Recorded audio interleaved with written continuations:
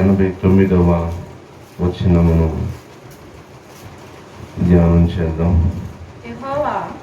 యెహోవా నీ వాక్యము ఆకాశమందు నిత్యము నిలకడగా ఉన్నది. చాలు. ప్రార్థన. పరిశుద్ధుడా, మహోన్నతుడా, మహాగణుడా, గొప్ప దేవుడా, కృపగల తండ్రి, దయాళుడవు, ఆశ్చర్యకరుడవు, అనంత జ్ఞానమి, అద్వితీయుడవు, ఆది సంభూతుడవు, మృతులను సైతము సజీవులుగా మార్చగలవు, ఉన్న వాటిని లేనట్టుగా చేయగల దేవుడవు. నీ సన్నిధికి ఏర్పాట్లో ఉన్న బిడ్డలు తోడుకుని వచ్చారు, ఇంకా రాబోతున్నారు. వచ్చిన వారిని బట్టి, రాబోతున్న వారిని బట్టి అయ్యా, మమ్మల్ని అందరిని ఉద్దేశించి మీ వాక్యాన్ని వెల్లడి చేయండి. నన్ను మరుగుపరిచి నీ ఆత్మను ఆలో ఉంచి నీ వాక్యము వినగలిగిన, గ్రహించగలిగిన కృప బిడ్డలకు దయచేయండి. అడ్డగించాలని చూస్తున్న ప్రతి ఆటంక, అవరోధాలు, సాతాను, చీకట శక్తులు నజరేసు నామములో బంధిస్తున్నామయ్యా. సమస్తమును సమకూర్చి జరిగిస్తున్నాం. నీకు మహిమ చెల్లిస్తూ క్రీస్తు నామములో ప్రార్థిస్తున్నాం తండ్రి. ఆమేన్. చదవబడిన లేఖన భాగములో నిలకడ అనేటువంటిది వాక్యములో మనం చదివి ఉన్నాం. ఏంటంట? నిలకడ. దేవుని వాక్యము మన జీవితాల్లో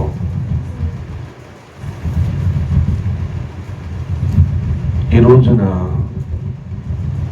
మనము మన ఆధ్యాత్మిక జీవితాల్లో ఎలా ఉండాలని చెప్తున్నాడు ప్రభువారంటే, నిలకడగా ఉండాలి. ఎట్లా ఉండాలి చెప్పండి? నిలకడగా ఉండాలి. నిలకడగా ఉండాలి. నేను మీకు అర్థం అవటానికి కొన్ని మాటలు చెప్తాను. ఒక పనికి వెళ్తున్న ఒక వ్యక్తి 4 రోజులు తాపి పనికి వెళ్ళి, మరొక 4 రోజులు పెయింట్ పనికి వెళ్ళి, మరొక 4 రోజులు వడ్రంగి పనికి వెళ్తున్నాడు అనుకోండి. ఏమంటారు మీరు? ఏమంటారు? ఏ పనిలో కూడా నువ్వు నిలకడగా ఉండవేరా, చేయవేరా అంటారా? అనరా? ఒకవేళ అతను ఏ పనిలోనైనా సాధించగలుగుతాడా, నేర్చుకోగలుగుతాడా, పరిపూర్ణమైన తాపి మేసి రాగలుగుతాడా, పెయింట్ మేసి రాగలుగుతాడా, వడ్రంగి మేసి రాగలుగుతాడా? చెప్పండి. దేనిలో కూడా అతడు పరిపూర్ణత చెందలేడు, పరిపక్వతలోనికి రాలేడు. ఏ పని అతనికి చేత కాదు, ఏ పని అతను నేర్చుకోలేకపోతాడు. ఎందుకు అంటే అతనికి ఏం లేదు, నిలకడ లేదు. 4 రోజులు లారీ కేంద్రగానో వెళ్ళి 4 రోజులు వాటర్లో కప్పులు తీయడానికి వెళ్ళనుకోండి, జీవిత సాఫల్యంలో అతడు ఏదైనా సాధించిన వాడు అవుతాడా? కనుక మన జీవితంలో ఆత్మీయతలో మనము నిలకడగా ఉండాలి. పరిపూర్ణతలోనికి రావాలంటే, సంపూర్ణమైన మాన్యత భక్తిలోనికి మనం రావాలి అంటే, మన ఆధ్యాత్మిక జీవితంలో మనము నిలకడగా ఉండాలి. ఎట్లా ఉండాలి చెప్పండి? నిలకడగా ఉండాలి. ఇక్కడ రాసిన మాట చూడండి. ఆ మాట, యెహోవా నీ వాక్యము ఆకాశమందు నిత్యము నిలకడగా ఉన్నది. నిలకడ అన్న మాటకు స్థిరం. ఏంటి చెప్పండి? నిలకడగా అన్న మాటకు సుస్థిరం, సుస్థిరం, స్థిరం. నా ఆధ్యాత్మిక జీవితాల్లో ఒక సుస్థిరత కలిగి మనం ఉండాలి, ఒక నిలకడగా మనం ఉండాలి. ఆకాశమందు నీ వాక్యము నిత్యము నిలకడగా ఉన్నది. బిడ్డలారా, యోహాను సువార్త 1వ అధ్యాయము మొదటి వచనంలోనికి వెళ్ళి మీరు చదివితే, యోహాను సువార్త 1వ అధ్యాయము మొదటి మాటలోనికి మీరు వెళ్ళి చదివితే, ఆదియందు వాక్యముండెను, ఆదియందు వాక్యముండెను, వాక్యము దేవుని యొద్ద ఉండెను, వాక్యము దేవుడై ఉండెను. చూడండి, వాక్యము ఎవరంట? దేవుడు. అంటే మనం ఆరాధించే దేవుడు ఏమై ఉన్నాడు? అయ్యో, నిలకడగలిగిన వాడు. ఆదియందు వాక్యముండెను, వాక్యము దేవుని యొద్దను, వాక్యమే దేవుడు అన్నాడు. మరి ఇప్పుడు 119 ఏమన్నాడు? యెహోవా నీ వాక్యము ఆకాశమందు నిత్యము. అంటే వాక్యం అంటే ఎవరు? దేవుడే కదా. మనం ఆరాధించే దేవుడు సుస్థితరా లేనివాడా, నిలకడ లేనివాడా అంటున్నా. ఆయన గురించి ఒక మాట అంటారు, మార్పు లేనివాడు. ఏమంటారు? మార్పు లేనివాడు, మారనివాడు. ఆయన వాక్యము ఆకాశమందు నిత్యము కూడా నిలకడగా ఉంది. మరలా మీకు చెప్తున్నాను, వాక్యం అంటే ఏంటి తెలుసా? వాక్కు. వాక్ అంటే ఏంటి తెలుసా? మాట. ఏంటండి? వాక్యము, వాక్కు. వాక్ అంటే ఏంటి? మాట. అవును, ఆ వాక్కు ఎవరిది? దేవునిది. దేవుని వాక్కు, దేవుని మాట ఎలా ఉంటుందంట? నిలకడగా. కొంతమంది మాటల్లో నిలకడ ఉండదు, కొంతమంది చాటల్లో నిలకడ ఉండదు, కొంతమంది చేసేటువంటి పనిలో నిలకడ ఉండదు. లోకంగా ఆత్మీయంగా మన జీవితాల్లో మనం కూడా ఎలా ఉండాలంటే, మన దేవుని వాక్యము ఆకాశమందు నిత్యము ఎలాగైతే నిలకడగా ఉందో, లేక మన దేవుని వాక్కు నిత్యము ఎలాగైతే నిలకడగా ఉంటుందో, లేక మనం ఆరాధించే దేవుడు ఏమయ్యి ఉన్నాడంటే, ఆయన సుస్థిర కలిగిన వాడు, మార్పు లేని వాడు, నిన్న నేడు ఏక రీతిగా ఉన్నవాడు. ఆయన లాగా నీవు కూడా నిలకడగా ఉండాలి. నీ వాక్కు నిలకడగా ఉండాలి, నీ మాట నిలకడగా ఉండాలి, నీ ఆధ్యాత్మిక జీవితము నిలకడగా ఉండాలి. ఎప్పటి వరకు? ఎవ్రీడే, నిత్యము. ఆమేన్. నువ్వు చెప్పేదానికి చేసేదానికి తేడా అన్నట్టుకున్నాడు. ఎలా ఉండాలి? నిలకడగా ఉండాలి, నిత్యము నిలకడగా ఉండాలి. సుస్థిరత కలిగిన మనస్సు కలిగి, నిలకడ కలిగినటువంటి వ్యక్తిగా, సహోదరిగా, సహోదరుడిగా నీ ఉండాలి. ఆకాశమందున్న మన దేవుడు, మనం ఆరాధించే దేవుడు ఏమై ఉన్నాడు అని చదువుకున్నాం? నిత్యము కూడా నిలకడ కలిగిన వాడు. మనము కూడా ఆరాధికులు గనక, ఆరాధిస్తున్నాం గనక, మన జీవితాల్లో మనం కూడా ఎలా ఉండాలంట? నిత్యము కూడా నిలకడగా ఉండాలి. ఇర్మియా గ్రంథము 33వ అధ్యాయము. ఇర్మియా గ్రంథము 33వ అధ్యాయము. దయచేసి చూడండి, 25వ వచనాన్ని చదువుతున్నారు. అందరూ చూడండి, పరిశీలించండి. యెహోవా ఈ మాట సెలవిచ్చుచున్నాడు, పగటిని గూర్చి రాత్రిని గూర్చి నేను చేసిన నిబంధన నిలకడగా ఉండని ఎడల భూమి ఆకాశములను కూర్చిన విధులను నేను కాని ఎడల అబ్రహాము ఇస్సాకు యాకోబుల సంతానమును ఏలుటకు ఏలికను ఏర్పరచుకొనక నేను యాకోబు సంతానపు వాడులకు నా సేవకుడైన దావీదు సంతానమును విసర్జింతును. ఇక్కడ గమనిస్తే దేవుడంట భూమికి ఆకాశానికి కూడా ఒక నిబంధనతో కూడిన నిలకడని కలుగు చేసేటంట. దేనికి? మాట్లాడండి. దేనికి? ఎప్పుడైనా భూమి పైకి రావడం చూసారా? ఆకాశం కిందకు రావడం చూసారా? మాట్లాడండి. దేవుడు పగటికి పగలను, రాత్రికి రాత్రిని కలుగు చేశాడు. అవునా? ఇప్పటికీ ఆటికి నిలకడ ఉన్నదా లేదా? దేవుని కొరకు అవి పని చేస్తున్నాయా లేదా? మాట్లాడండి. దేవుని కొరకు పగలు పని చేస్తుందా లేదా? దేవుని కొరకు రాత్రి పని చేస్తుందా లేదా? వాటికి దేవుడు ఒక నిలకడను కలుగు చేశాడు. అవి సుస్థిరమ కలిగినటువంటివిగా ఆ నిబంధనలో నిలిచి పగటికి పగలు పనిచేస్తుంది, రాత్రికి రాత్రి పనిచేస్తుంది. అటు సూర్యుడికి ఒక నిబంధన, అటు చంద్రుడికి ఒక నిబంధన. ఈ సృష్టిని కలుగు చేసిన దేవుడు వీటికి ఒక నిబంధన కలుగు చేస్తే ఆ నిబంధనలు అవి నిలకడగా ఉన్నాయి. మరి నీవెంత నిలకడగా ఉండాలి, నేనెంత నిలకడగా ఉండాలి, మీరెంత నిలకడగా ఉండాలి? సూర్యుడు తన నిబంధనలో నిలకడగా ఉంటున్నాడా, రాత్రి వస్తున్నాడా? మాట్లాడండి నాన్న. సూర్యుడు తన నిబంధనలో, దేవుడు కలుగు చేసిన నిబంధనలో నిలకడగా ఉంటున్నాడా, రాత్రి వస్తున్నాడా? రాత్రి వచ్చేటువంటి చంద్రుడు పగలు వస్తున్నాడా? లేదుగా.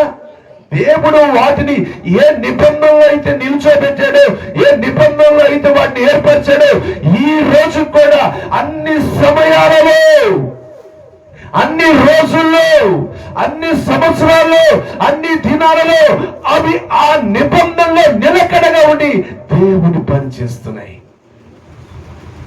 జ్ఞానం ఇచ్చాడు నీకు, తెలివినిచ్చాడు నీకు, వాక్కునిచ్చాడు నీకు, అన్నీ ఇచ్చాడు నీకు. మరి నువ్వెంతగా ఇంకా ఆయన నిబంధనలో నిలకడగా ఉండాలి. నీకు వాకుంది మాట్లాడటానికి, అవునా? మాట్లాడాలి.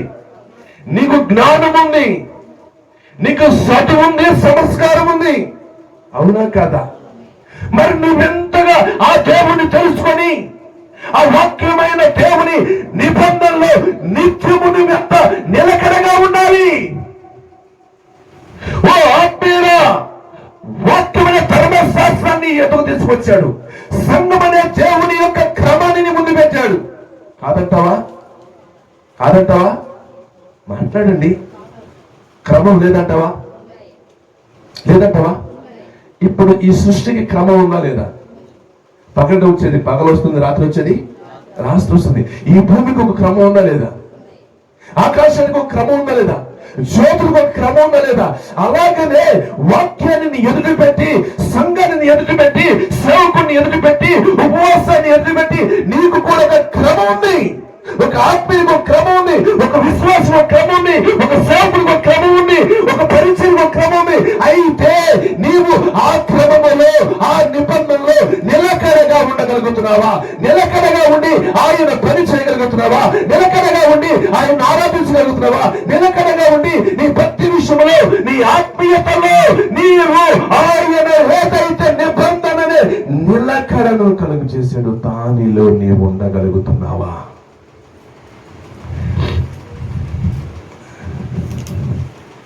సృష్టి ఎప్పుడైనా, ప్రకృతి ఎప్పుడైనా విరుద్ధంగా తిరగటం జరిగిందా? మాట్లాడాలి. మరి అవి ఆయనకి లోబడి, అవి ఆయన పని చేస్తుంటూ ముందుకు సాగిపోతుంటే, వెనక్కి తిరగక ముందుకి సాగిపోతుంటే, జ్ఞానం ఇచ్చిన, వాకిచ్చాడు, చదువిచ్చాడు, సంస్కారం ఇచ్చాడు, కుటుంబం ఇచ్చాడు, భార్య, భర్త, పిల్లలు, ఎంతో వ్యవస్థ, తినటానికి, ఉండటానికి ఇల్లు, వ్యవసాయం, పొలము, మన జీవిత విధానానికి ఇవన్నీ మన కొరకు వనరులు సిద్ధపరిచాడు. నీ కొరకేగా, నా కొరకేగా, మన జీవితం కొరకేగా. మనలాంటప్పుడు ఆ సృష్టి ఆయన నిబంధనలో నిలకడగా ఉంటే, తన పోలికలో చేయబడి తన రూపాన్ని నీకు ఇచ్చి తన జీవాన్ని నీకు ఇచ్చాడే, నువ్వెంతగా ఆయన నిబంధనలో నిలవాలి, నువ్వెంతగా ఆయన నిబంధనలో ఉండి ఆయన యొక్క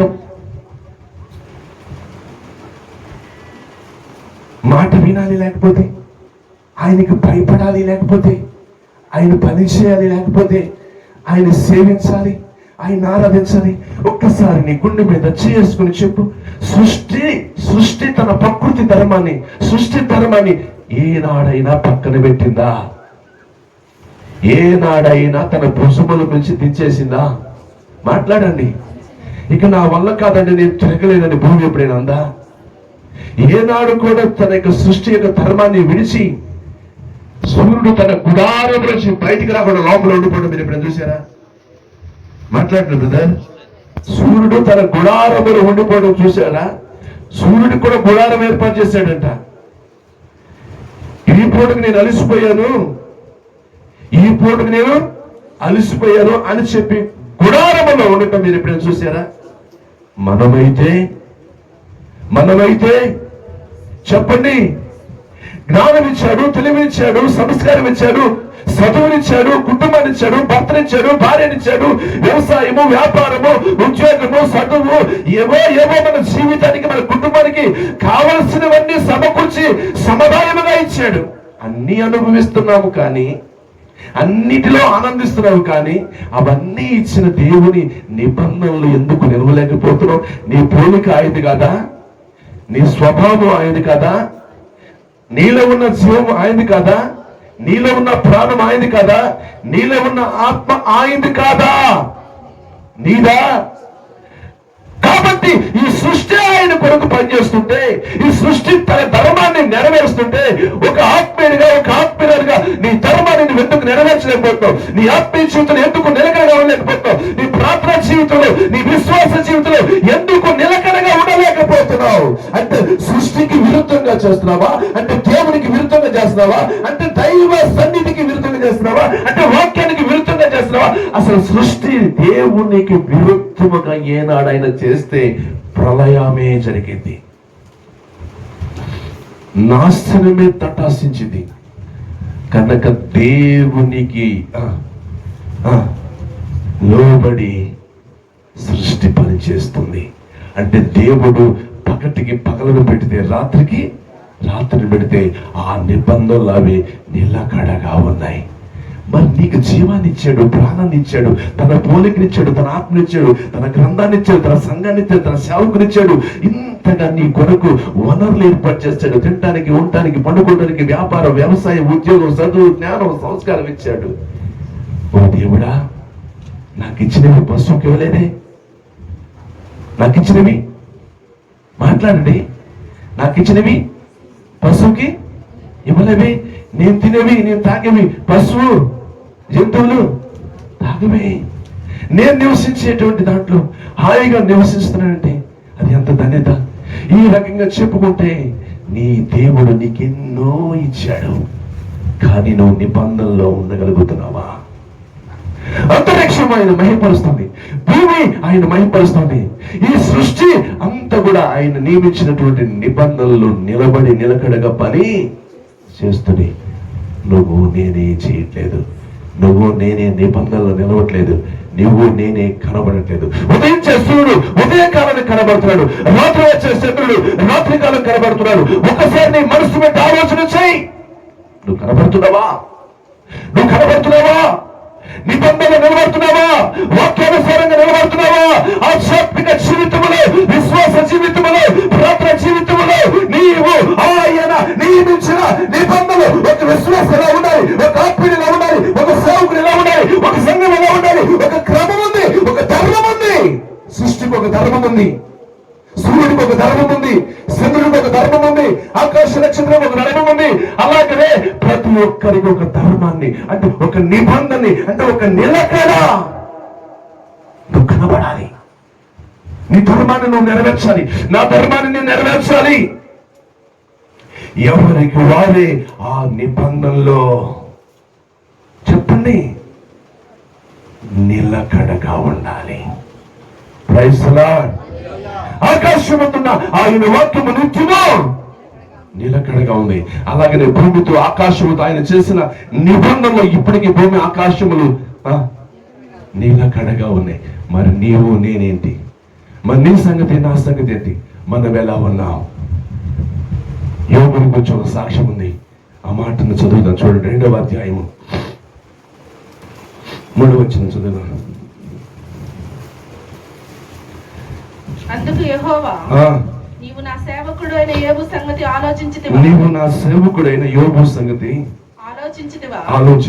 అతడు యథార్థవంతుడును, అతడు యథార్థవంతుడును, న్యాయవంతుడునై దేవుని యందు భయభక్తులు కలిగి, దేవుని యందు భయభక్తులు కలిగి చెడుతనమును విసర్జించిన వాడు, చెడుతనమును విసర్జించిన వాడు. భూమి మీద అతని వంటి వాడు ఎవడును, భూమి మీద అతని వంటి వాడు ఎవరునూ లేరు. నిష్కర్ణముగా అతనిని పాడు చేయుటకును నీవు నన్ను ప్రేరేపించినను ఉమ్. అతడు ఇంకను తన యథార్థతను వదలక నిలకడగా ఉన్నాడనగా ఒక మనిషిని గురించి చెబుతున్నాడు. ఎవరు మనిషి? యోబు. బాగా వినాలి. యోబుకి ఏమైనా ఎక్కువ ఏమైనా ఎగస్తలు ఉన్నాయా? నీకు ఇచ్చినట్టుగా ఆయనకి 2 కళ్ళు ఇచ్చాడు, నీకు ఇచ్చినట్టుగా 2 చెవులు ఆయనకి ఇచ్చాడు, నీకు ఇచ్చినట్టుగా ఆయనకి 2 చేతులు ఇచ్చాడు, నీకు ఇచ్చినట్టుగా 2 కాళ్ళు ఆయనకి ఇచ్చాడు. ఎగస్టల్ ఏమి? మాట్లాడండి. లేవు. ఆ యోబు దేవునికి భయపడుతున్నాడంట. మరి నీలో ఆ భయము ఆయన చూడలేకపోతున్నాడుగా. యోబు ఆయన ఎందుకు భయభక్తులు కలిగి ఉన్నాడంట. మరి నీలో ఆ భక్తి చూడలేకపోతున్నాడుగా. ఈ స్టేట్మెంట్ ఇచ్చింది ఎవరు? ఇంటి పక్కల, ఇంటి ముందోలా, ఊరోలా? దేవుడే సాక్షాత్తు యోబుని వచ్చి ఒక సాక్ష్యం ఇస్తున్నాడు. అతడు నా యందు భయభక్తులు కలిగిన వాడని. ఎస్, నీ విషయంలో అలాంటి సాక్ష్యము నువ్వు కలిగి ఉన్నావా? అలాంటి సాక్ష్యాన్ని నువ్వు సంపాదించుకున్నావా? నీ దేవునికి నువ్వు భయపడుతున్నావా? నీ దేవునికి భయపడి నువ్వు భక్తి చేస్తున్నావా? భక్తిలో పరవశమైపోతున్నావా? భక్తిలో మునిగి తేలిపోతున్నావా? భక్తిలో నీ ఆధ్యాత్మిక జీవితం ఎలా ఉంది? స్టేట్మెంట్ ఇవ్వగలడా? సాక్ష్యం చెప్పగలడా? అందుకే అన్నాను, ఆయనకి కుటుంబం లేదా? భార్య లేదా? మీరు అంటారుగా కుటుంబం అయ్యా, కుటుంబం అయ్యా, భార్య అయ్యా, పిల్లలయ్యా, సముదాయించుకోవాలి కదయ్యా. ఎక్కడ కుదురుతాయ్యా? ఆయన మీద ఏముంది వస్తుంది? మాట్లాడండి. ఆయన మీద వామ్మో ఏం దోసింది? ఆయన పొద్దుపోయి వస్తాడయ్యా, ఆయన ఆలస్యంగా వస్తాడయ్యా, ఆయన ఊరుకోడయ్యా, ఆయన అది కాదయ్యా, ఇది కాదయ్యా. ఆయన మీద ఈయన ఏమంటాడంటే వ్యవసాయం కదయ్యా, తోటలు కదయ్యా, లేకపోతే గేదెలు కదయ్యా, లేకపోతే గాడిదలు కదయ్యా, ఒంట్లు కదయ్యా. దేవుని విషయములో ఒంటలు తీసుకొచ్చి పెట్టాడా యోబు? గాడిదలు తీసుకొచ్చి పెట్టాడా? చెప్పండి. భార్య తీసుకొచ్చి పెట్టాడా? ఈ రోజున ఇక్కడ కూర్చుని ఈ మాటలు వింటున్న వాళ్ళారా, నీ దేవుని యందు నువ్వు భయభక్తులు కలిగి నువ్వు చేయవలసిన ఆ భక్తి పరవశాన్ని నువ్వేం చేస్తున్నావు? చేయట్లా. నీ దేవునికి ఇవ్వవలసిన నైవేద్యాన్ని, నీ దేవునికి ఇవ్వవలసిన ఆరాధాన్ని, నీ దేవునికి ఇవ్వవలసినటువంటి దాన్ని నువ్వు ఇవ్వగలుగుతావా? ఎడ్ల పైన, ఒంట్ల పైన, గాడిల పైన, శివరాత్రికి కొంప కూలిపోయిన, పంటలు నష్టపోయినా, పనివారు పోయినా, శివరాత్రికి శరీరం ఎంత కురుపులు రోగం వచ్చినా, సావరా బాబు ఎందుకు బతుకుతున్నావురా అని అన్న యోబు అంట, నా తల్లి గర్భముల నుంచి నేను దిగంబరిగా వచ్చానయ్యా. నేను మరలా యెహోవా ఇచ్చెను, యెహోవాయే అంటే స్తుతించటం మాననేవాడు, భక్తి చేయటం మాననేవాడు. అంటే శ్రమల్లో కూడా, శోధనలో కూడా, కష్టాల్లో కూడా, నష్టాల్లో కూడా యోబు ఎలా ఉన్నాడంట? నిలకడగా ఉన్నాడు. అమ్మా, భక్తి పరవశంలో, ఆధ్యాత్మిక జీవితంలో ఎప్పుడు హాయే కదమ్మా, ఎప్పుడు సుఖమే కాదు, ఎప్పుడు సంతోషమే కాదు, ఎప్పుడు రాబడే కాదు, ఎప్పుడు ధనమే కాదు. ఏదో ఒక సమయం ఆటుపోట్లు వస్తాయి, ఏదో ఒక సమయంలో ఎత్తు పల్లాలు వస్తాయి, ఏదో ఒక సమయంలో గాఢ అంధకారపు లోయలు వస్తాయి. అయినా నువ్వేం చేయాలి? ఆ లోయలో కూడా ప్రభునే స్తుతించటంలో నిలకడగా ఉండాలి. ఏదో ఒకసారి ఎత్తుకు వెళ్ళి మళ్ళీ పల్లానికి రావాల్సి వస్తుంది, లేదా పల్లం నుండి ఎత్తుకు వెళ్ళాల్సి వచ్చింది. అయినా ఏం చేయాలి? ఏ పరిస్థితిలోనైనా, ఏ స్థితిలోనైనా సరే నువ్వు నిలకడగా ఉండే వ్యక్తివైతే దేవుని స్థుతితో. ఎందుకంటే దేవుడు అంటే నీకు భయము, ఎందుకంటే నీకు దేవుని యొక్క భక్తి చేయటంలో పరవశించిపోతావు, ఉల్లాసించిపోతావు, ఉత్సాహం కలిగి ఉంటావు కనుక ఏ స్థితిలోనైనా, ఏ పరిస్థితిలోనైనా సరే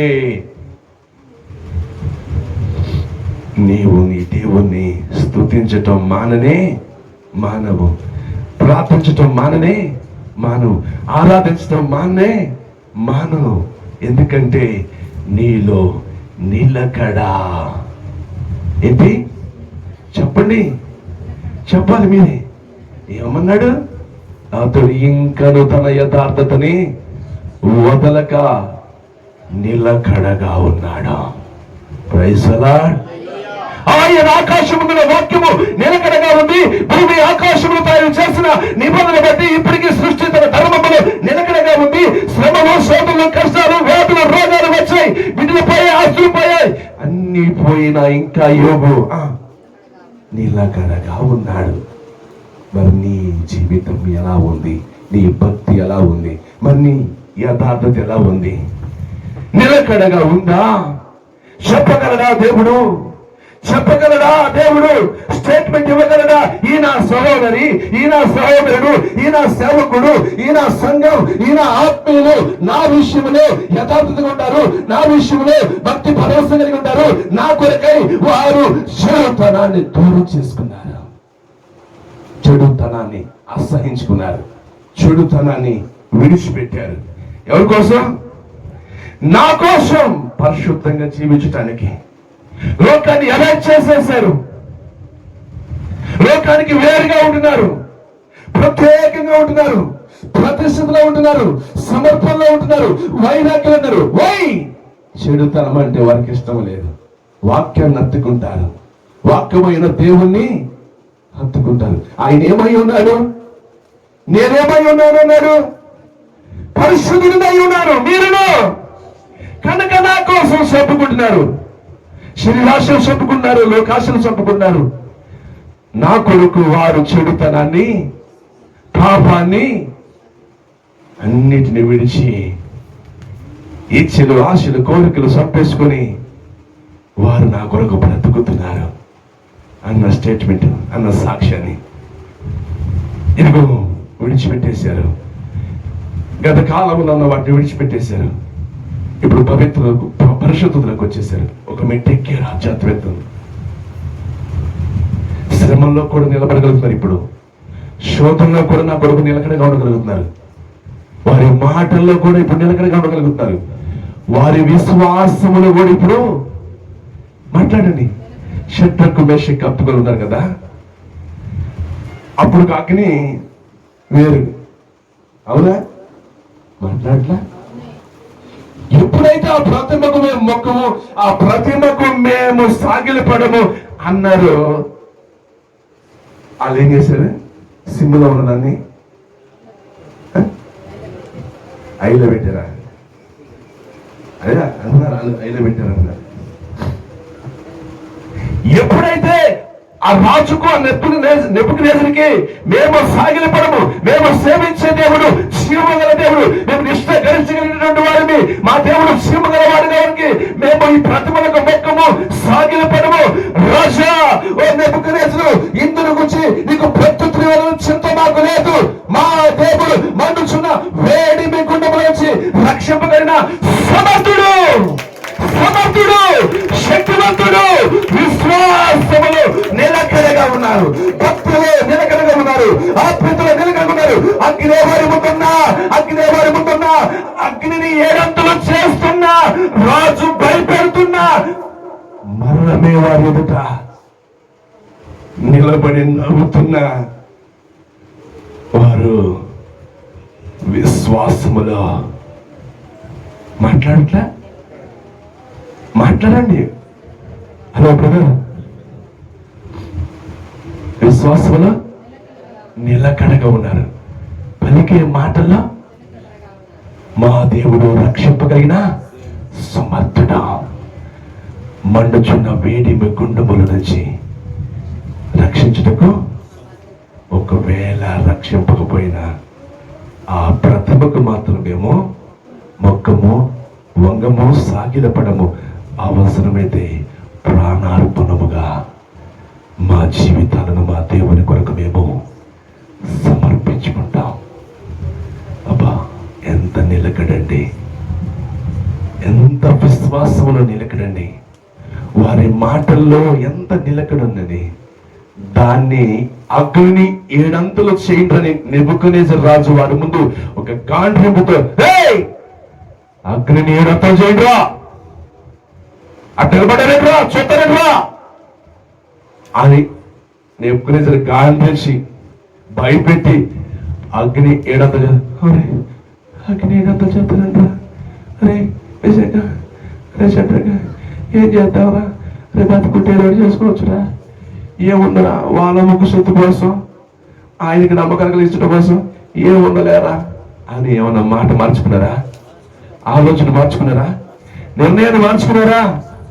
ఏ స్టేట్మెంట్ అయితే మా దేవుడు రక్షింపగలిగిన సమతని విశ్వాసంతో కూడిన నిలకడతో కూడిన మాట మాట్లాడారు, అగ్నిలో కూడా అదే రకంగా ఉన్నారు. ఆమేన్. నీ ఎదుటిగా శ్రమలు వచ్చినా, అగ్గిలాంటి శ్రమలు వచ్చినా, ఒకవేళ నీ శత్రువులే నిన్ను చుట్టుముట్టినా, నీ పరిస్థితులే నిన్ను కలవరపరిచినా, నీవు నిలకడగా ఉండాలి. నీ దేవుని కొరకు నిలకడగా ఉండాలి. నీ భక్తి పరవశములో ఒకవేళ చట్టాల నుంచి వచ్చినా, అధికారుల నుంచి వచ్చినా, ఒకవేళ లోకనాథుల నుంచి వచ్చినా, ఆకాశ బంధున దురాత్మ సమూహం నుండి వచ్చినా, ఇటు నుండి రాని, ప్రకృతి నుంచే రాని, పైనుంచే రాని, అధికారుల నుంచి రాని, ఎక్కడి నుంచి ఇటు నుంచి రాని, నీ భక్తికి ఒకవేళ ఆటంకాలే అవరోధాలే కలిగిన నువ్వు ఎలా ఉండాలి? నిలకడగా ఉండాలి. లోపల నుంచి వస్తాయి పోరాటాలు, వెలుపల నుంచి వస్తాయి పోరాటాలు, ప్రకృతి నుంచి వస్తాయి, ఆకాశమైన దురాత్మ సింహాల నుంచి వస్తాయి, ఎక్కడి నుంచి రాని నీ విశ్వాసములో నువ్వు నిలకడగా ఉండాలి. నీ భక్తిలో నువ్వు నిలకడగా ఉండాలి. నీ మాటల్లో వాక్కులో నిలకడగా ఉండాలి. అవసరమైతే క్రియారూపంగా కనబరచాలి, క్రియల్లో చూపించాలి, విశ్వాసంలో చూపించాలి, మాటల్లో చూపించాలి, నడవడికలో చూపించాలి, ప్రవర్తనలో చూపించాలి. ఆమేన్. తన భార్యని చిత కొట్టేవాడంట. ఎందుకు కొట్టేవాడు? నేను వెళ్తాను, ప్రార్థనకు వెళ్తున్నావు, నీ ఇష్టం అయిపోయింది అంటూ పిచ్చి పిచ్చిగా కొట్టేసేవాడంట, భయంకరంగా హింసించేవాడంట. అయినా సరే దేవుడంటే ప్రేమ కలిగి, ఇష్టం కలిగి, తను తింటూనే, తనతో బాధపడుతూనే భక్తిని మాత్రం పరవశంగా చేసుకొని దేవుణ్ణి విడిచిపెట్టక, సన్నిధిని విడిచిపెట్టక, నిందలైన, అవమానాలైనా, తనులే, దెబ్బలే అయినా, ఏమ్మా అని లోకం అంటున్నా, భక్తి దేవుడిని వెళ్తున్నావే, మొగుడు కన్నా ఎక్కువైపోయాడా, అడుగుతా అన్నాడుగా, నీకు అంత పిచ్చా, సాధస్తావా అని అంటున్నా. ఆ మాటలు విన్నా ఆమె మాత్రం హలో ఊరులో మాటలేని భర్త వేధించే వేదన బట్టి, కొట్టే కొట్లు బట్టి దేవునికి అన్నడు ఆవిడ దూరము కాలేదు. దేవుని సన్నిధికి అన్నడు దూరము కాలేదు. ఒక దినానికి ఇది ఎత్తు కాదు అని చెప్పేసి భర్త కట్టు బట్టలతో బయటికి నెట్టేసేసాడు, తలుపులు వేసేసాడు, నడి రోడ్డు మీద నిలబెట్టేసేసాడు. నీకు దుఃఖున్న అక్కడ చెప్పుకో, వెళ్ళి ఎక్కడికి వెళ్తావు నాకు సంబంధం లేదు, నా ఇంట్లోకి రావడానికి వీలేదు అన్నాడు.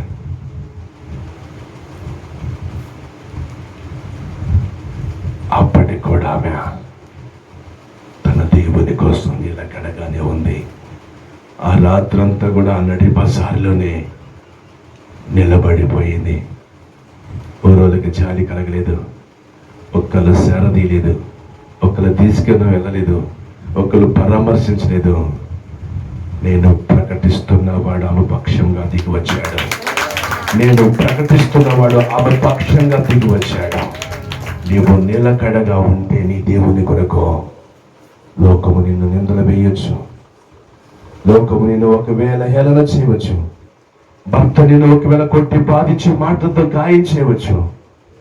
ఒకవేళ ఏమా నీకు అంత పిచ్చా, దేవుడు అంటే భక్తి అంత ఇదా, మేము చేస్తున్నాము మరీ సింగనాథం చిలకరే, నీవే భక్త అని అనొచ్చు.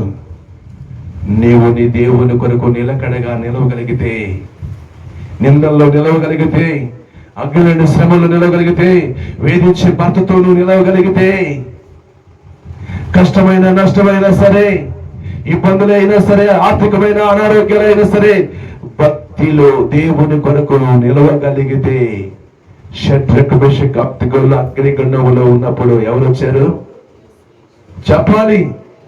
దిగి రాలేదా? సింహాల బోనులో పానీయాలు వేయబడినప్పుడు దిగి రాలేదా?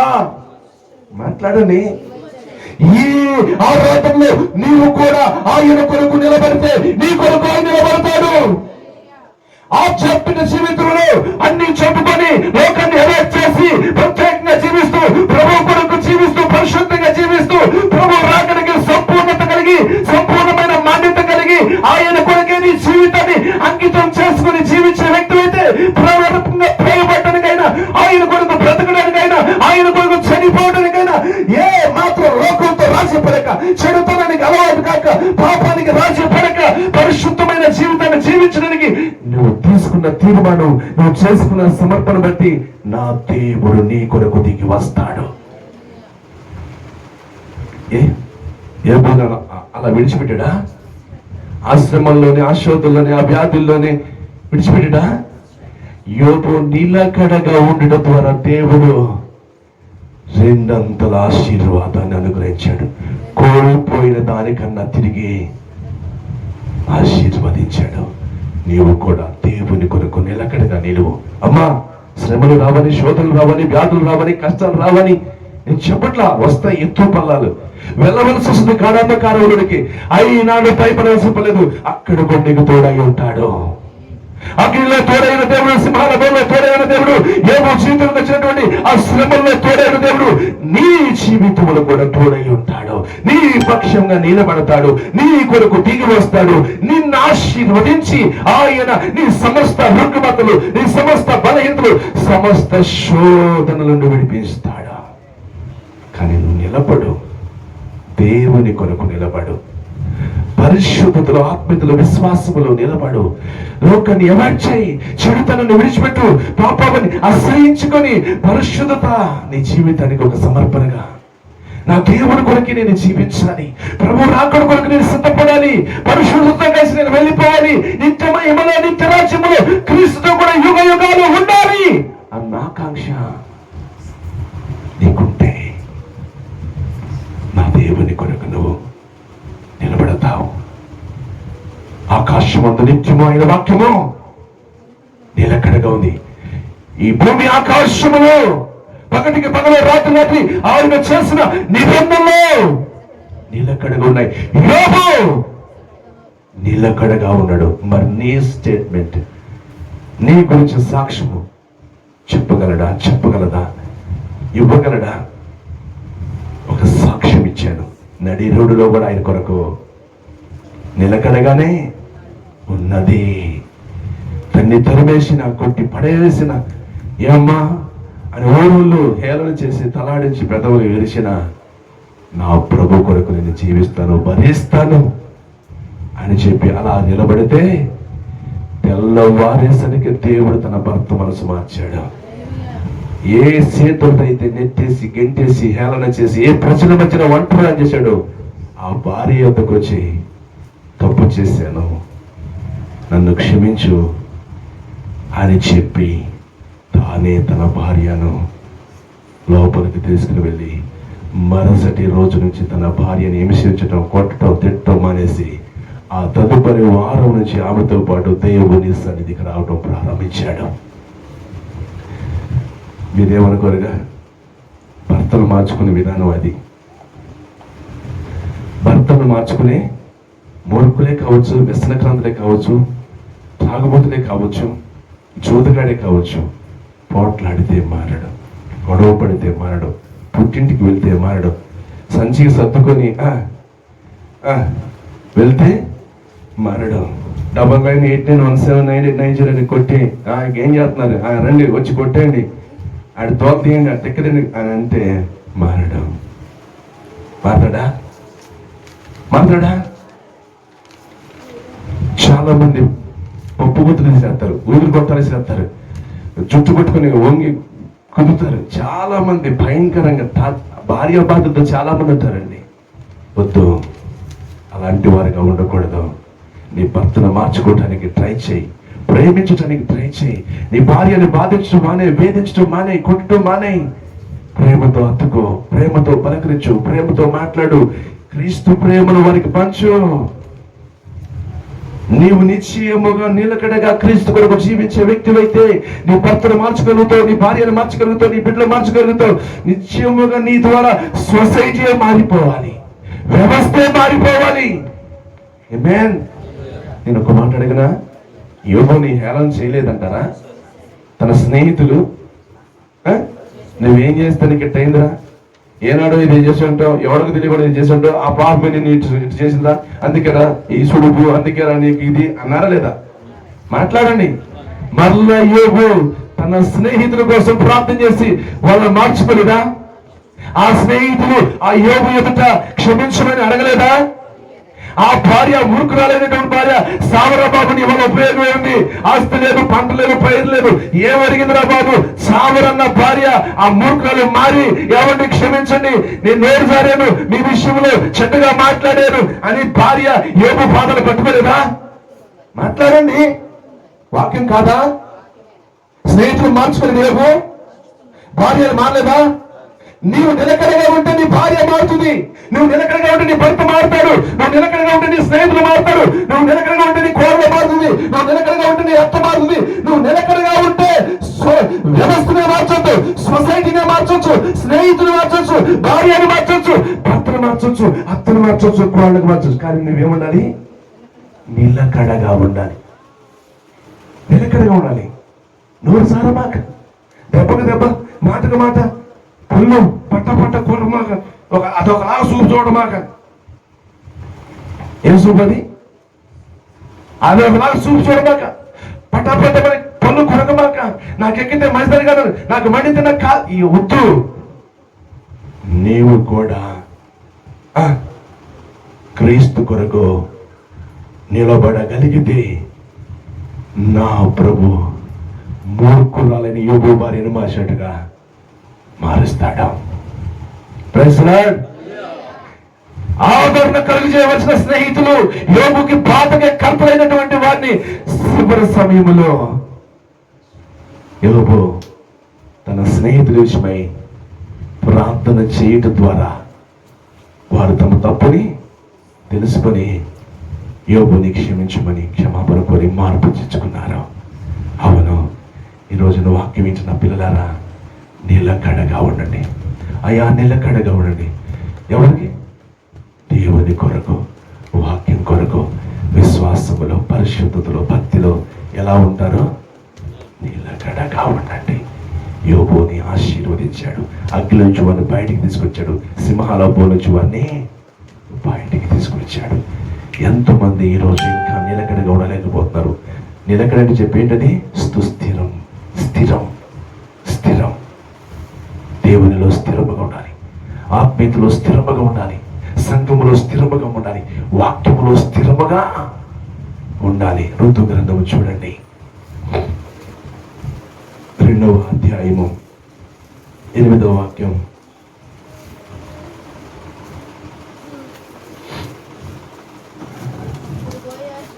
బోయాజు ఋతుతో, నా కుమారి, నా మాట విను, వేరొక పొలములో పరిగెడుకుంటూ పోవద్దు, వేరొక పొలములో వేరుకొనుటకు పోవద్దు, దీనిని విడిచిపోవద్దు, ఇచ్చట నా పనికత్తుల యొద్ద నిలకడగా ఉండుము. బోయాజు మన ప్రభు అయిన యేసుక్రీస్తుకి సాంకేతికంగా ఉన్నాడు. పొలము జీవముగైన దేవుని సంఘానికి సాంకేతికంగా ఉంది.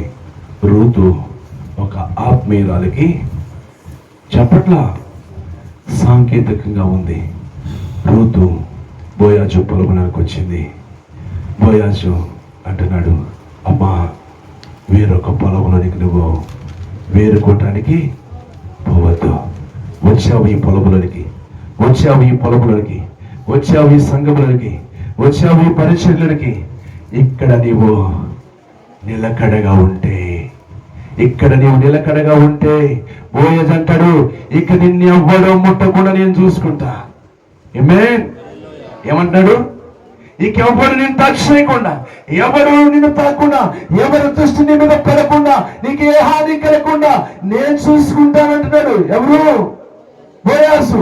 ఈ పొలంలో నువ్వు నిలకడగా ఉండమ్మా, ఈ సంఘంలో నువ్వు నిలకడగా ఉండమ్మా, ఈ సేవకు దగ్గర నువ్వు నిలకడగా ఉండు. వచ్చేవు కనుక నువ్వు నిలకడగా ఉంటే ఇక ఎవరు నిన్ను టచ్ చేయకోకుండా, ఎవరు నిన్ను ముట్టకుండా, ఎవరు దృష్టి నీ మీద పడకుండా, ఎవరు నిన్ను గురించి మాట్లాడుకోకున్నట్లుగా నేను చూసుకుంటా. ఆమేన్. రెండవది, నీకు తప్పిక అయినప్పుడు, నీకు దాహమైనప్పుడు పనివారు చేరిపోసే నీళ్ళు. ఆమేన్. హల్లెలూయా, హల్లెలూయా, హల్లెలూయా. నీకు దాహమైనప్పుడల్లా నీ తప్పిక తీర్చేటువంటిది ఎక్కడుంది? ఎక్కడ? పొలములో. ఆమేన్. పొలం అంటే ఏమన్నాం? సంఘం. నీ తప్పుకు తీరేది ఇక్కడే, నీ దాహము తీరేది ఇక్కడే, నీ ఆశలు తీరేది, నీ కష్టాలు, నీ కన్నీళ్లు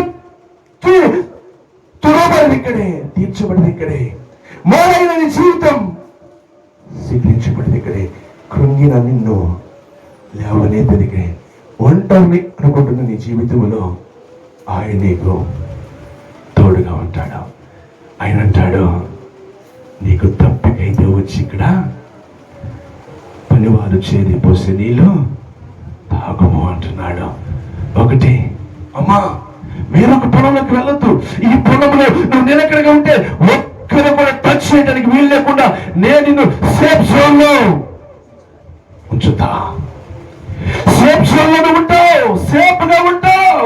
ఎవరి దృష్టి పడదు నీ మీద, ఎవరిని టచ్ చేయలేరు, ఎవరు నిన్ను ముట్టలేరు. రెండవది, నీ దాహము తీరుస్తా. మూడవది, నీ ఆకలి తీరుస్తా. ఆమేన్. బోయాజు చెప్పినట్టుగానే ఆమె ఆ పొలంలో ఎలా ఉంది?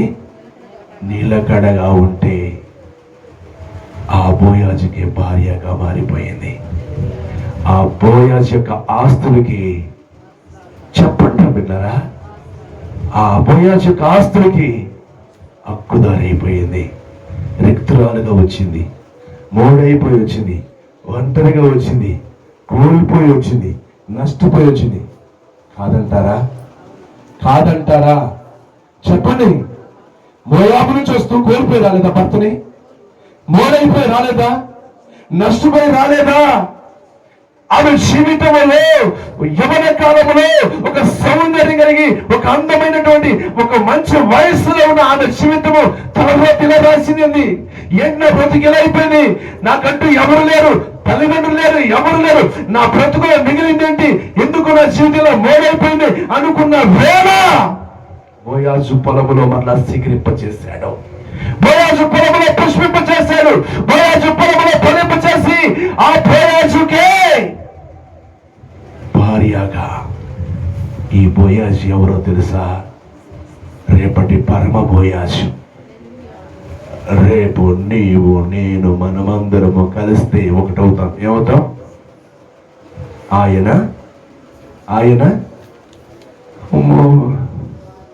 ఆయన భార్య స్థానంలో ఉంటాం.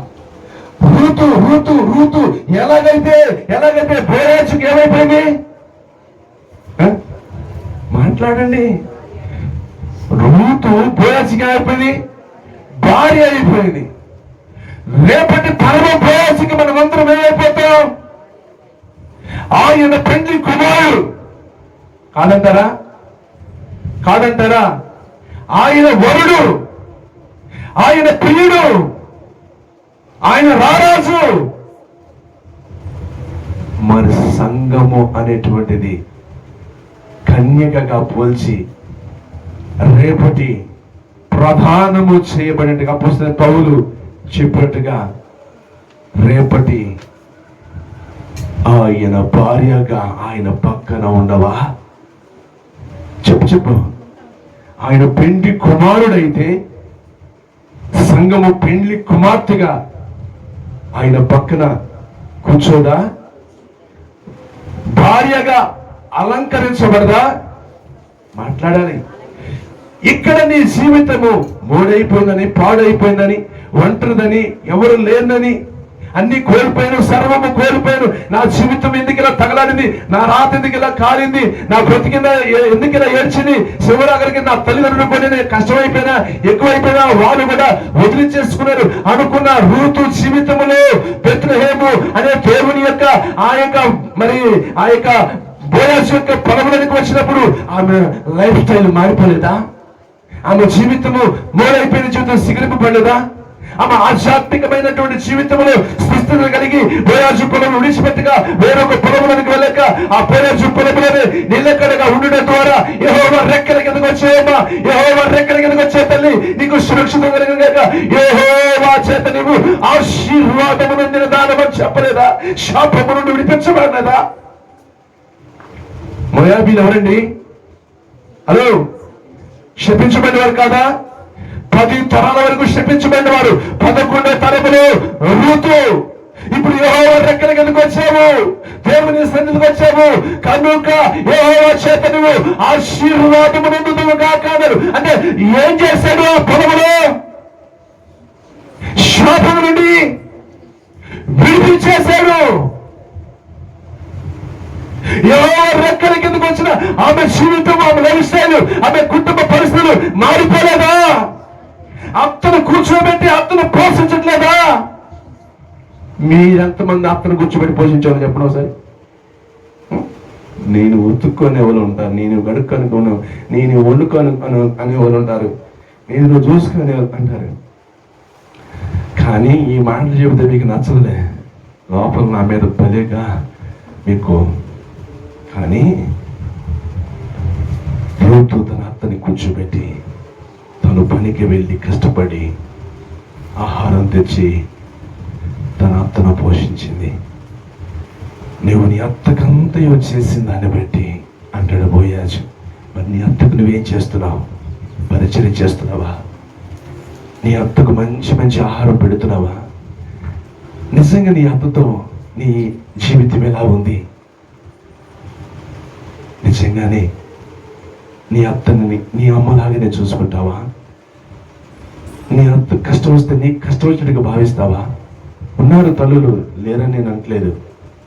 అత్తను కూడా తల్లిలాగా చూసుకునేవారు ఉన్నారు, అత్తను కూడా అమ్మలాగా ప్రేమించేవారు ఉన్నారు, లేకపోలేదు.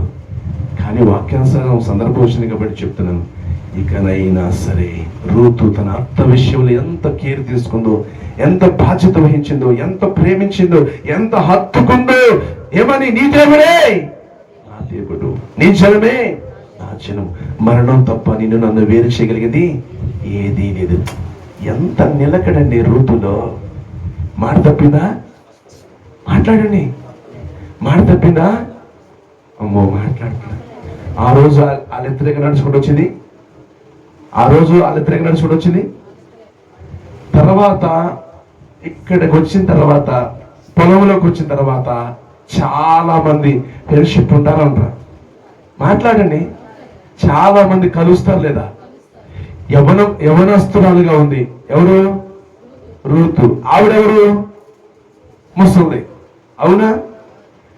ఇప్పుడు వచ్చేటప్పుడు ఇద్దరు వచ్చారు, ఇక్కడికి వస్తే రూతుకు చాలా ఇక్కడ మరి ఏర్పాట్లు జరుగుతూ ఉన్నాయి.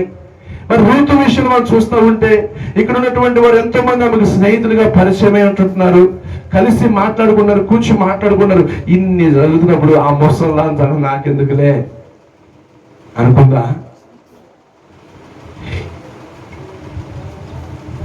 నీ దేవుడే నా దేవుడు, నీ జనమే నా జనము, మరణం తప్ప నిన్ను నన్ను. అదే మాటలో నిలకడగా ఉంది. ముసలిదైపోయింది, ఇంకా దాంతో నాకు పని ఎందుకు అనుకోలేదు. నాకంటూ కొంత తోడు దొరికారు, నాకంటూ కొంత ఆధారం దొరికింది, నాకంటూ బోయాజు దొరికాడు, నాకంటూ ఇప్పుడు సంపద వచ్చింది, నాకంటూ ఇప్పుడు స్థితి మారింది అనుకొని ముసలిదాన్ని విడిచిపెట్టేసిందా? మాట్లాడండి, మాట్లాడాలి. ఇద్దరు కలిసి బెత్లెహేముకు వస్తున్నప్పుడు, మోయాబును విడిచి వస్తున్నప్పుడు ఏ మాటలైతే మాట్లాడిందో ఆ మాటల్లో రూతు నిలకడగా ఉంది. నీ జనమే నా జనం అన్నట్టుగానే మరలా మోయాబుకు వెళ్ళలేదు. నీ దేవుడే నా దేవుడు అన్నట్టుగా ఆ జీవము గల దేవునిలోనే నిలకడగా ఉంది. మరణంతో పనిని నన్ను వేరు చేయగలిగింది ఏది లేదన్నట్టుగా మరణంతో వరకు కూడా వారిద్దరు కలిసే ఉన్నారు. నిలకడగా ఉంటావా? నిలకడగా ఉంటావా? ఇప్పుడు చెప్పండి, బోయజు పొలములో నిలకడగా ఉన్న రూతు జీవితం ఏమైంది? మోడైపోయిందా? చిగురించిందా? మోయాబు దేశంలో ఉన్నప్పుడు మోడైపోయింది. మోయాబు దేశంలో ఒంటరి బతుకు, మోయాబు దేశంలో సర్వము కోల్పోయింది. తల్లిదండ్రులు సైతం వదిలేశారు, విడిచిపెట్టేశారు, వదిలించేసుకున్నారు. ఇక కానీ బెత్లెహేముకు వచ్చి బోయజు పొలములకు వచ్చి నిలకడగా ఉంటుంటే ఇంకెవ్వరు టచ్ చేయకుండా, ఏ హాని లేకుండా సేఫ్ జోన్ లో ఉంది. దప్పికవుతున్న ప్రతిసారి దాహం తీర్చబడుతుంది. ఆకలి అవుతున్న ప్రతిసారి కూడా ఆహారం పెట్టబడుతుంది. తగిన కాలములో ఆమె క్రియలను బట్టి, ఆమె అత్తకు చేసిందని బట్టి శాపమును రూపుమాపి ఆశీర్వాదకరంగా మార్చబడింది. ఆశీర్వాదకరంగా మార్చబడినప్పుడు బోయాజుకే భార్యగా మార్చబడింది. ఆమె జీవితంలో ఒకవేళ నిలకడగా ఉండకపోయి ఉంటే, అర్థమవుతుందా? నిలకడగా ఉండకపోయి ఉంటే, వేరొక పొలములకు వెళ్ళిపోయి ఉంటే ఆమె బ్రతుకు ఏమైపోయేది? మోడుగానే ఉండిపోయేది, శాపముగానే ఉండిపోయేది, ఒంటరిగానే ఉండిపోయేది. ఏ మాత్రం ఎదుగు బతుకు లేక, ఫలింపు లేక, ఫలభరితం లేకుండా ఉండిపోయేది. అదే బోయాజు పొలములో నిలకడగా ఉంది. నేను చెప్తున్నాను, పరమ బోయాజు మన ప్రభువైన యేసుక్రీస్తు. ఆయన సంఘములో నువ్వు నిలకడగా ఉంటే ఆయన నీ విషయంలో కేర్ తీసుకొని నేను సేఫ్ జోన్లో ఉంచుతాడు. నీ తప్పికను తీరుస్తాడు, నీ అవసరాలు తీరుస్తాడు, నీ అక్కర్లో తీరుస్తాడు. అంత మాత్రమే కాదు, నీ శాపమునైనా రూపుమాపి నిన్ను ఆశీర్వాదకరంగా మారుస్తాడు, దీవెనకరముగా మారుస్తాడు. ఏమాత్రం కూడా వేరొక పొలంలోనికి వెళ్ళటం నీకు మంచిది కాదు. ఆ బోయాజు పొలములో ఎలా రూతు నిలిచి నిలకడగా ఉంది, నీవు అలా నిలకడగా ఉంటే నీ జీవితం ధన్యమవుతుంది, సాఫల్యమవుతుంది. నీ జీవితంలో దేవుడు తన కార్యాలు చేయటం ప్రారంభిస్తాడు. హల్లెలూయా! అందరు చెప్పండి హల్లెలూయా! చూడండి, చివరి మాట కొలస్సీల రాష్ట్ర పత్రిక 4:2.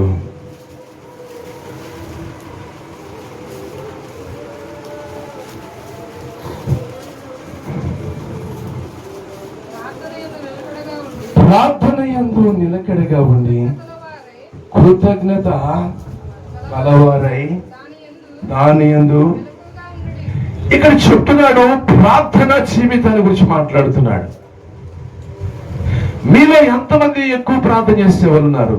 మీలో ఎంతమంది ప్రార్థన జీవితం కలిగిన వారుగా ఉన్నారు? ఈ ముగింపు మాటల్లో నీతో మాట్లాడుతున్నాడు. ప్రార్థన జీవితం కలిగి ఉన్నావా? ప్రార్థనలో నీవు నిలకడగా ఉన్నావా? స్థిరత కలిగి ఉన్నావా? స్థిరము కలిగి ఉన్నావా? కొంతమంది ప్రార్థనలో నిలకడ ఉండదు, ప్రార్థనలో నిలవలేరు, మోకరిస్తారు, బాడీ ప్రజెంట్, మైండ్ ఎక్కిపోతుంది. బస్సు ఎక్కిందో తెలీదు, ఊరెంతో తెలీదు, ఎక్కడికెక్కడికో తిరుగుతారు. మోకరించిన గాడిసిక, కళ్ళు మూసిన గాడిసిక, ఏవేవో వస్తా ఉంటాయి, ఏవేవో ఆలోచనలు. ప్రార్థనలో కూడా నువ్వు నిలకడగా ఉండాలి. వేరే ఆలోచనలు ఏమి రాకూడదు, వేరే ధ్యాస ఏమి రాకూడదు. నీ ముందు ఒక కలెక్టర్ గారు ఉంటే ఎలా ఉంటావు చెప్పు? నువ్వు నీ ముందు కలెక్టర్ గారు ఉన్నాడు, ఆ కలెక్టర్ గారితో నువ్వు మాట్లాడుతున్నావు, ఎలా ఉంటావు? ఎంత భయం కలిగి ఉంటావు? మాట్లాడుతున్నప్పుడు ఆయన మాటలు శ్రద్ధగా వింటావు, ఆయనకి చెప్పేటువంటి సమాధానం చాలా జాగ్రత్తగా చెబుతావు, చాలా స్ట్రిక్ట్ గా ఉంటావు. పైన బట్టలు పెట్టుకున్నావా లేదా, సెల్ ఫోన్ స్విచ్ ఆపుకున్నావా లేదా, సైలెంట్లో పెట్టావా లేదా? అవునా కదా? అవునా కదా? కలెక్టర్ గారు మాట్లాడుతూ ఉన్నావు, నువ్వు కలెక్టర్ గారితో మాట్లాడుతూ ఉన్నావు, ఈ లోపల బర్ర మన ఫోన్ తీసుకుని వెళ్ళిపోయి ఆలోచన వెళ్తావా? ఎంతమంది ఉన్నారు అట్లా వెళ్ళేవాళ్ళు ఇక్కడ? ఒకసారి ఆలోచన చేయి, ఒక్కసారి ఆలోచన, ఎక్కువసేపు సైలెంట్ మోడ్ లో పెట్టుకోవచ్చుగా. ఒకసారి మనసు పెట్టు, ప్రార్థనలో ఎందుకు నువ్వు నిలకడగా ఉండలేకపోతున్నావు? ఎందుకు ఫెయిల్యూర్ అయిపోతున్నావు? ఎందుకు సాధించలేకపోతున్నావు? ఎందుకు మన ఆత్మీయ జీవితంలో అనుకున్నవి సాధించలేకపోతుంది? ఫెయిల్యూర్ అయిపోతున్నావు. ప్రార్థన జీవితంలో ఫెయిల్యూర్ అయిపోతున్నావు. నువ్వు ఫెయిల్ అయిపోతున్నావు. నిలకడగా లేదు, స్థిరస్థితి లేదు, స్థిరము లేదు, మోకరిస్తావు, మనసు తిరిగిపోతూ ఉంటది, సంచారం చేస్తూ ఉంటది. నీ ముందున్నవాడు కలెక్టర్ కన్నా గొప్పవాడు. కలెక్టర్ అయితే ఒక జిల్లాకి, ముఖ్యమంత్రి ఒక రాష్ట్రానికి, ప్రధానమంత్రి ఒక దేశానికి. కానీ మనం ఆరాధించే దేవుడు సమస్తమునకు, ఇహమందును పరమందును సమస్తమునకు ఆయన అధికారి అయి ఉన్నాడు, ప్రభు అయి ఉన్నాడు. ఆయన ఎదుట ఉన్నప్పుడు ఎట్లా ఉండాలో ఒకసారి ఆలోచించి. అందుకంటాడు, నువ్వు ప్రార్థన చేయనప్పుడు గదిలోనికి వెళ్ళి తలుపులు, నీ తలంపులు, నీ హృదయపు తలంపులకు తలుపులు వేసి, నీ మధ్యనే గదికి తలుపులు వేసి, నీ ఆలోచన తలుపులకు తలుపులు వేసి, ఎవరు డిస్టర్బ్ చేయకున్నట్లుగా ఒక ప్రశాంతంగా నీ ప్రభుత్వ ప్రాంతంలో గడిపినట్టుగా ఆ విధమైనటువంటి అలవర్చుకో. ఆ విధమైనటువంటిగా సిద్ధపరచుకొని, నేను ప్రాంతంలో మనకి నన్ను ఎవరు డిస్టర్బెన్స్ చేయకుండా అన్నట్టుగా నీ మధ్య అనే తలుపులకు, నీ హృదయ అనే వాటికి తలుపులు, నీ తలంపులు అనే వాటికి తలుపులు వేసేసి ప్రశాంతంగా నీ ప్రభుత్వం మాట్లాడు. ప్రభుత్వం గడుపు. ప్రార్థనలో ఆయన కలుసుకోగలుగుతాం. ప్రార్థనలో ఆయన్ని కలుసుకోగలుగుతాం. ప్రార్థనలో ఆయనతో మాట్లాడగలుగుతాం. ప్రార్థన నీ ఒకవేళ శారీరకంగా ఇప్పుడు వెళ్ళలేవు, కానీ ప్రార్థన మాత్రం ఇక్కడ నుంచి పరలోకానికి వెళ్ళిపోతుంది. అర్థమవుతుంది అన్నమాట. నీవు శారీరకంగా ఇప్పుడు పరలోకానికి వెళ్ళలేవే, కానీ నీవిక్కడి నుండి మోకరిస్తే నీ ప్రార్థనకి వెళ్తుంది. మాట్లాడట్లేదే, చెప్పారు కదా నాకు ఆన్సర్. ఆ శక్తి దేనికుంది? ఆ పవర్ దేనికుంది? దేవుని యొద్దకు వెళ్ళగలిగిన శక్తి, పవర్ నీ ప్రార్థనకుంది. అందుకే ఆ ప్రార్థనలో నిలకడగా ఉండి నువ్వు మోకరించి, ఏ విధమైనటువంటి డిస్టర్బెన్స్ లేకుండా నీ మతి హృదయం అనే వాటికి తలుపులకు తలుపులు వేసుకొని నువ్వు ప్రార్థిస్తే ఆ ప్రార్థన శక్తివంతమై కప్పు దాటి ఆకాశమందున దేవుని యొద్దకు వెళ్తుంది. సింహాసనాన్ని కదిలించగలదు. ఆమేన్. ఆయన కిందకు దించగలదు ప్రార్థన. ఆయన కిందకు దించగలదు ప్రార్థన. సింహాసనము కదిలించగలదు ప్రార్థన. ఆయన తన దూతలకు సెలవివ్వగలడు. గాబ్రియేల్ వెళ్ళు, మిఖాయేల్ వెళ్ళు, రఫాయేల్ వెళ్ళు. ఇంకెవరైనా చెప్పమంటారా? సెలవిస్తాడు. వెళ్ళిరా, శుభవర్తమానం చెప్పు. వెళ్ళు, శోధనల మధ్య కొట్టుమిట్టాడుతారు. వెళ్ళి మిఖాయేలు వారి పక్షాన యుద్ధం చేయి. అలా తన దూతలకు సెలవిస్తాడు. నీ ప్రార్థనకు రిజల్ట్ కలుగు చేస్తాడు. నీ ప్రార్థనకు సమాధానం ఇస్తాడు. నీ ప్రార్థనకు ఉత్తరం ఇస్తాడు. అవును, ఈ రోజున నీవు కూడా ప్రార్థనలో నిలకడగా ఉండు. జస్ట్ ప్రార్థన కాదు, స్తోత్ర ప్రార్థన కాదు, ఆత్మ ప్రార్థన కాదు. నా ప్రభు ప్రార్థన చేస్తే మోకాలు వేసి చెమటను రక్తముగా మార్చడు. వేదనతో ఆతృత కలిగి ప్రార్థన చేసే ఆ భారం నీకు ఉండాలా, ఆతృత నీకు ఉండాలా, ఆ వేదన నీకు ఉండాలా, ఆ ప్రార్థనలో నిలకడగా ఉండాలా. నేను ముగించేస్తున్నాను. ఆకాశమును ఆయన వాక్యము నిలకడగా ఉంది. భూమి ఆకాశములు పగటికి పగలు, రాత్రి రాత్రి నిబంధనలు నిలకడగా ఉన్నాయి. యోబు శ్రమలు, శోధనలు, వ్యాధులు, రోగాలు సర్వము కోల్పోయినా నిలకడగా ఉన్నాడు. రూతు బోయాజు పొలంలోనే నిలకడగా ఉంటే ఆమె చరిత్ర తిరగ మారిపోయింది. ఆమె పరిస్థితులు మారిపోయినాయి. ప్రార్థన జీవితంలో కూడా నువ్వు నిలకడగా ఉండగలిగితే పరలోకానికి కిందకు దించగలుగుతావు. ప్రభువు నీ యొద్దకు రాగలడు. ప్రార్థన శక్తివంతమైనది, పరలోకానికి వెళ్తుంది. దూతలకు సెలవిచ్చేటట్లు, ఆజ్ఞాపించేటట్లు చేయగలదు. పేతురు చెరసాలలో ఉన్నాడా లేదా? సంఘం ప్రార్థన చేస్తుంది లేదా? చెరసాలకు ఎవరు వెళ్ళారు? దేవదూత వెళ్ళలేదా? అది ప్రార్థన శక్తివంతమైనదైతే, వేదనతో కూడినైతే, భారంతో కూడినైతే, ఆతురతో కూడినైతే సరసాల పునాదులు సైతం తొలగించబడి. నేను ముగించేస్తున్నాను. నీ జీవితంలో నిలకడ ఉండాలి. సుస్థిరత, స్థిరత్వం కలిగినటువంటి వారిగా ఉండాలి.